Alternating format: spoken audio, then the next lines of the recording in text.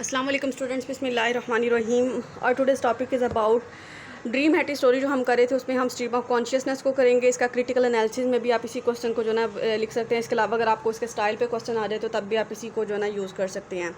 In dream Haiti Brathwaite celebrates a pan Caribbean prospective. This story is about the Haitian boat people as the roadway of endless injustice, middle passage of African enslavement, difference between dream and reality।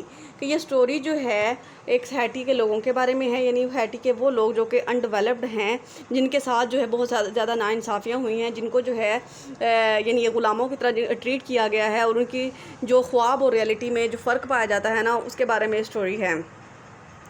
A very important aspect of the story is that there is a hell of difference between the dream and reality। सबसे important पहलू जो इस कहानी का है वो ये है कि हैटियन की ख्वाहिशात में और हकीकत में जो है ना बहुत फ़र्क पाया जाता है। उनके ख्वाबों में और हकीकत में बहुत फ़र्क है। It is a unique and heart touching writing of Kamau Brathwaite. ये कैम्यू ब्रेथवाइट की जो है ना बहुत ही जो है दिल को छू जाने वाली कहानी है। It is a unique and heart touching writing of Kamau Brathwaite. The author tells the reader about a bitter reality through a dream. यानी वो एक ख्वाब के ज़रिए एक जो बिटर रियलिटी होती है ना वो अपने रीडर्स को जो है ना बताता है, इन्फॉर्म करता है। In the dream the narrator is poet but actually he is coast guard. यानी इस कहानी में जो है ना उसने ये शो करवाया है कि वो एक पोइट है, लेकिन असल में वो एक कोस्ट गार्ड होता है। Who laments over the miserable conditions of immigrants. जो कि पछता रहा होता है, बहुत दुख करता है कि उसके जो इमिग्रेंट्स हैं, जो उसके इलाका के लोग हैं, जो उसके मुल्क के लोग हैं, वो कितनी काबिल तर्ज ज़िंदगी बसर करें। Who belongs to his homeland, जो कि उसके वतन से ताल्लुक़ रखते हैं। Haiti his dream is a sort of idealism. यानी उसका जो ख्वाब है ना बिल्कुल एक आइडियलिज़म की तरह है कि यानी ऐसा लगता है कि यानी एक सिर्फ वो जो है ना एक ख्याल देख रहा है। He has desire to be called a poet and his concern for his country fellow or concern. अब वो ये चाहते हैं कि एक तो उसको शायर कह के बुलाया जाए, दूसरा वो अपने जो है ना मुल्क के लोगों के लिए जो है ना बहुत अच्छा सोचता है, उनकी जो है बेहतरी के ख्वाब देखता है। He the world outside is very cruel and based on materialism. लेकिन उसके बाहर की जो दुनिया है वो बहुत जालिम है और मटीरियलिज़म पे बेस करती है। वो उसके ख्वाबों को, उसके ख्यालात को नहीं समझती। अब ये क्या है, सेकंड में जो है ना ये डिवाइड हुआ है ड्यूटी और पैट्रियटिज़म के दरमियान। यानी the narrator is a Haitian citizen who has settled in America. अब जो नरेटर है ना वो हैटी का सिटीज़न है, लेकिन वो अमेरिका में जाके जो है ना सेटल हो गया है। Is doing the job of a coast guard. और वहाँ पे वो एक कोस्ट गार्ड की ड्यूटी कर रहा होता है। He is torn between the duty and his love for his country. अब वो दो हिस्सों में बटा हुआ है, एक अपनी मोहब्बत और अपनी जो है ना ड्यूटी के दरमियान। He feels pity for the Haitian people. उसे जो है ना हैटी के लोगों पर तरस आता है। And wants them to enter America for a better life. वो ये चाहता है कि वो अच्छी ज़िंदगी गुजारने के लिए उनको जो है ना अमेरिका में एंटर होने की इजाज़त दे दे, लेकिन उसकी ड्यूटी जो है वो इस चीज़ की परमिट उसको नहीं करती है। Being a poet by nature he is very much sensitive. यानी एक शायर होने के नाते वो बहुत ज़्यादा हसास है। He has sympathies for immigrants but not to but can do nothing for them. यानी वो उनके लिए बहुत हमदर्दी लगता है, लेकिन उनको के लिए कुछ कर नहीं सकता। He has no authority to change their lot.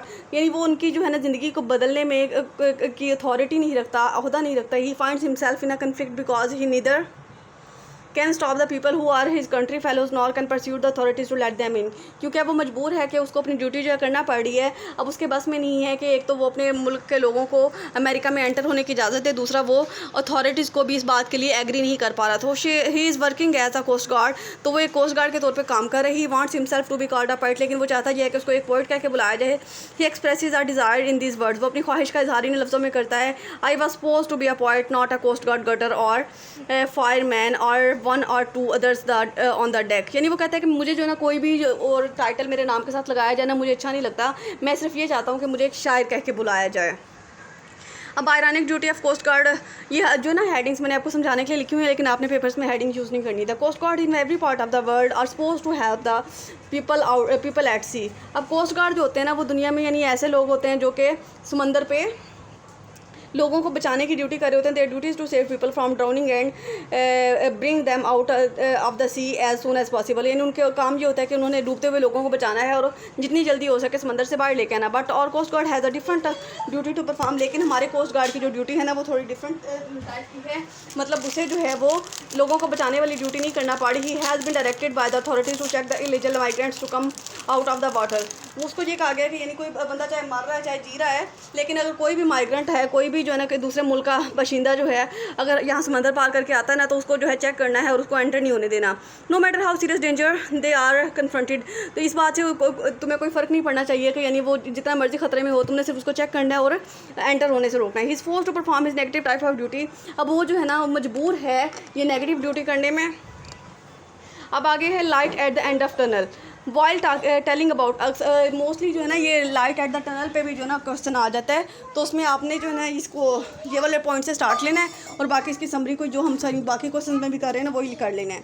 While telling about madam Margaret Anguinia the narrator speaks of him political decisions commanding heights of economy level playing field and light and the end of tunnel. यानी light and the end of tunnel जो है ना वहाँ वो समंदर पे जो एक लाइट के बारे में और एक लेडी है वहाँ पे जो ये डायलॉग बोलती है। Here the reference to the fame political decisions. यानी यहाँ पे जो है ना पॉलिटिकल डिसीजंस का यानी जो सियासी मामलात होते हैं और जो यानी ये जितनी भी यानी बाउंड्रीज वगैरह होती हैं सारी वो सियासत में ही आ जाती है ना। यानी किस तरह से जो है ना लोगों को ना अपनी टेरिटरी में एंटर नहीं होने देना। is very much suggestive of political decisions, attitudes and the policies of slave of ex-slave nations। कि यानी ये सारी चीज़ें जो है जितने भी political decisions हैं ना ये ग़ुलाम और जो पहले वो कौमें जो पहले ग़ुलाम रह चुके हैं उन पर बहुत ज़्यादा असरअंदाज हुए हैं। Who was able to come to a firm political decision pretty soon after that about commanding heights of the economy at level playing fields at light at the end of the tunnel etc। Light at the end of tunnel is a symbol of economic prosperity of x slave. यानी पिछली कौमें जिन्होंने जो बहुत ज़्यादा यानी पहले वो ग़ुलाम नहीं थी लेकिन उन्होंने बहुत ज़्यादा यानी मालो दौलत उनके पास होता था, बहुत अमीर होती थी, बहुत ज़्यादा खुशहाली को उन्होंने एंजॉय किया था। ज़्यादातर लोग जो थे वो उनके पास बहुत ज़्यादा सोने जेवर जवाहरात वगैरह होते थे। यानी वो कौम जो थी ना वो हैटी की कौम की तरह थी अदर इन द वर्ल्ड। लेकिन दूसरे लोगों ने आके उन पे इंपीरियलिज्म कर लिया, उन पे अपना कब्ज़ा जमा लिया जिसकी वजह से वो जो है बुरे हालात में आ गए। Here the narrator seems to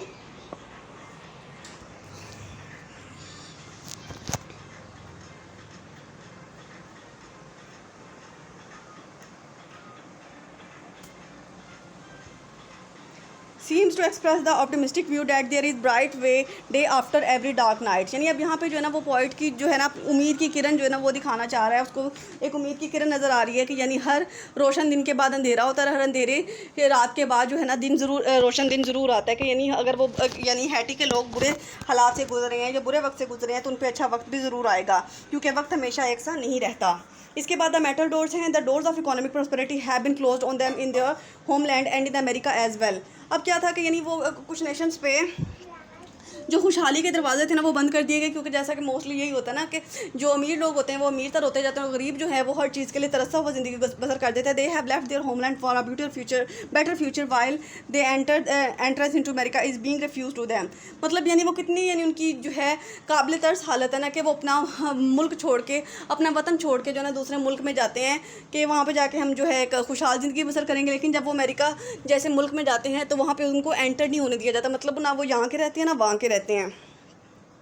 They are in a fix, so to speak, they are between the devil and the deep sea. So the narrator informs us about the hard reality being forced by immigrants when he says, मतलब यानी वो immigrants यानी जो लोग हिजरत करके जाते हैं ना कि हम जो है दूसरे मुल्कों में जाके अच्छा पैसा कमा लेंगे, उनके जो बुरे हालात हैं ना उनको बयान कर रहा है। I CD again, I CD hear the long echoing noise of the metal doors changing shut in the और फेसेस। मतलब ये मेटल डोर जो है ना यानी वो दरवाज़ा है जो कि इमिग्रेंट जो है खटखटा रहे होते हैं कि हमने भी तरक्की लेनी है, हमने भी जो है ना अमीर होना है, लेकिन उन पे वो दरवाज़ा खोला नहीं जाता। In this line the word metal being hard and flexible, यानी मेटल का जो वर्ड है ना यहाँ पे हार्ड और फ्लेक्सिबल के सेंस में यूज़ हुआ है। Work as a symbol for the hardest economic realities in modern day materialistic world. कि यानी आज की दुनिया में जो वो बहुत ज़्यादा इकोनॉमिक प्रेशर है, इकोनॉमिक प्रॉब्लम्स लोग फेस करते हैं ना, उसको ये वर्ड सिम्बोलाइज़ कर रहा है। इसके अलावा इसमें सिंबल्स आ जाते हैं। The last lines of the narrative are very much suggestive, यानी उसकी जो आखिरी लाइन है वो बहुत ही सिम्बॉलिकल है। द वर्ड कोर्ट एंड जज are symbol of justice and immigrants are desirous. अब क्या है कि कोर्ट एंड जज का वर्ड जहाँ पे भी आता है ना उसका हमें सेंस में समझ आती है कि ये इंसाफ की बात हो रही है। तो ये इंसाफ किन के साथ है, यानी इमिग्रेंट्स के साथ जो बहुत ज़्यादा ख्वाहिशात रखते हैं। To get drinking dream makes them embodiment of a dream, यानी लेकिन ये ख्वाहिशात जो है ना वो सिर्फ उनके ख्वाब तक महदूद हो जाती हैं। They have become dreams from head to toe, मतलब वो सर से लेके पाँव तक जो है ना सिर्फ अब एक ख्वाब ही देख सकते हैं, ख्वाब में ही ज़िंदगी बसर कर देते हैं। They are stepped from entering America, उनको स्टॉप्ड फ्राम एंटरिंग अमेरिका, उनको अमेरिका दाखिल होने से रोका जाता है। Their dreams are waiting for realization, उनके ख्वाब जो हैं हकीकत में बदले जाने का इंतजार कर रहे हैं। They are drinking dreams and sweeter like, यानी उनके ख्वाब जो हैं वो उनको ड्रिंकिंग ड्रीम कहा गया है, sweeter like. Neither the dream is not being fulfilled nor is the sweeter able to quench their thirst, यानी उनके जो ख्वाब है ना वो ऐसे हैं कि यानी जिनके जो कभी भी पूरे नहीं हो सकते, यानी उनकी जो प्यास है वो कभी भी बुझ नहीं सकती, वो हमेशा जो है थर्स्टी ही रहेंगे। ये था हमारा इसका क्रिटिकल एनालिसिस भी, और स्ट्रीम ऑफ कॉन्शियसनेस भी जो है ना आप इसी में से कर सकते हैं, और स्टाइल को भी आप इसी में से कर सकते हैं। स्ट्रीम ऑफ कॉन्शियसनेस को आपको बता दूँ, स्ट्रीम ऑफ कॉन्शियसनेस मैंने आपको टू द लाइट हाउस में पढ़ाया था कि स्ट्रीम ऑफ कॉन्शियसनेस जो है क्या होती है कि यानी कोई भी ऐसा राइटर जो कि ऐसे ही बैठा होता है, उसके माइंड में जो भी आइडिया आता है तो वो लिख देते हैं, फिर नेक्स्ट टाइम वो नेक्स्ट डे या नेक्स्ट मंथ या नेक्स्ट ईयर जब भी बैठता है तो वो उसको आइडिया को लिख देता है। तो इस तरह से डिफरेंट रिसोर्सेज में जो उसने डिफरेंट टाइम्स में जो लिखा होता है ना, उसको जब एक नावल की, एक स्टोरी की, एक ड्रामा की शेप दे दी जाती है तो वो स्ट्रीम ऑफ कॉन्शियसनेस जो है नावल कहलाता है या स्टोरी कहलाती है। तो ये भी सेम जो है ना वो स्ट्रीम ऑफ कॉन्शियसनेस ही स्टोरी है, ड्रीम ऑफ एटी। उम्मीद है कि आपको इसकी समझ आ गई होगी। But if you find still any ambiguity feel free to ask me. Take care, Allah.